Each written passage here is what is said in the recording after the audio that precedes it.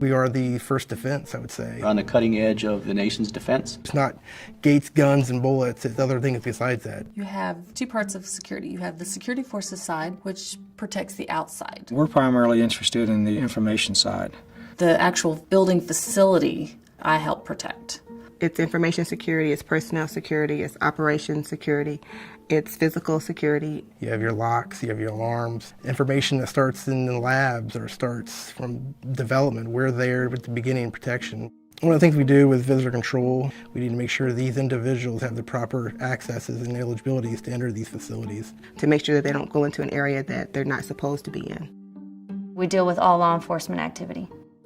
I dispatch, I make sure day-to-day operations are followed. We also check IDs to ensure authorized personnel are allowed entry. I was security forces in the military for 5 years. I'm retired from the Air Force. I was 4.5 years active duty. When this job came open, I jumped at the chance. I thought it would be great. I started out as secretary and have worked into the security man position. I worked in the private sector for 25 years. Can I say been there, done that? No. When I got out, I missed it so much that I came back. Doing the same exact thing I'm doing now. Really, the only difference is the uniform.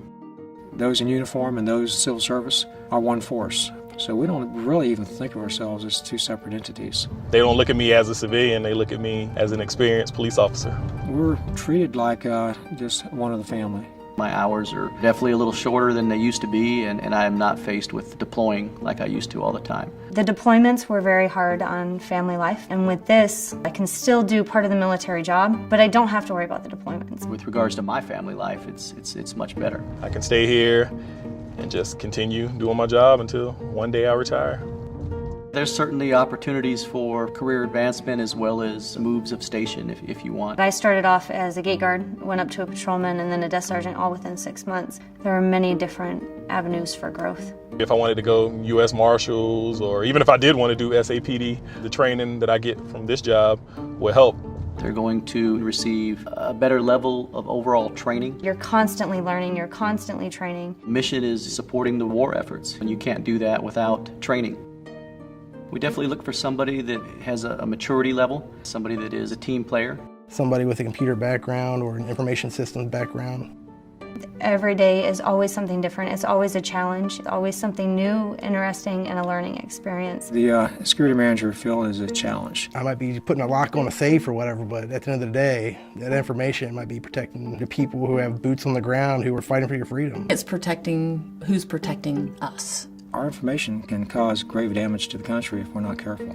That is my personal motivation right there. I love what I do. I love everything about it.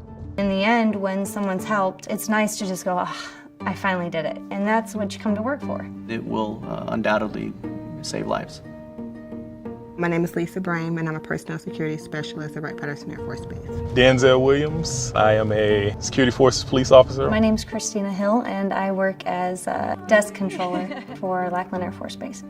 My name is Enoch May. I'm the Chief of Information Security. I'm Rick Elmick, Unit Security Manager for Red Flag Nellis. My name is Sue Gray, and I'm the security manager for the 561st Joint Tactics Squadron. My name is Douglas Dempsey, and I am a training instructor for the 802nd Security Forces Squadron.